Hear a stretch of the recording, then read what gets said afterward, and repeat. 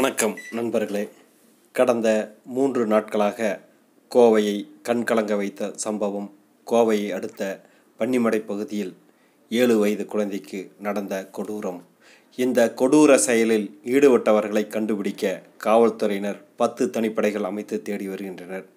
இந்த நிலையில் இந்த சம்பவம் குறித்து ஏதாவது விவரம் தெரிந்தால் உடனடியாக காவல்துறை அதிகாரிகளுக்கு தகவல் கொடுக்குமாறும் தெரிவித்துள்ளனர். இந்த கொடூர சம்பவத்தின் பின்னணியில் உள்ள ஒரே ஆதாரம் இந்த டிஷர்ட் தான். அதுவும் நல்ல பிராண்டட் டிஷர்ட். இது நல்ல வசதியானவர்கள் அணியும் இந்த டிஷர்ட்டின் விலை குறைந்தது 1000 ரூபாய்க்கு மேல் இருக்கும். அதே போல இந்த கொடூர செயலை செய்யும் அரக்கர்கள் தன்னிலை மறக்க கஞ்சா, அபின், போதை ஊசி போன்ற பழக்கத்திற்கு அடிமையானவர்களாகத்தான் இருக்கக்கூடும். எனவே உங்கள் பகுதியில் இது மாதிரியான போதை வஸ்துக்கள் விற்பனை செய்பவர்கள் யாராவது இருந்தால் உடனடியாக அது குறித்த தகவல்களை காவல்துறையினருக்கு தெரியப்படுத்தவும்.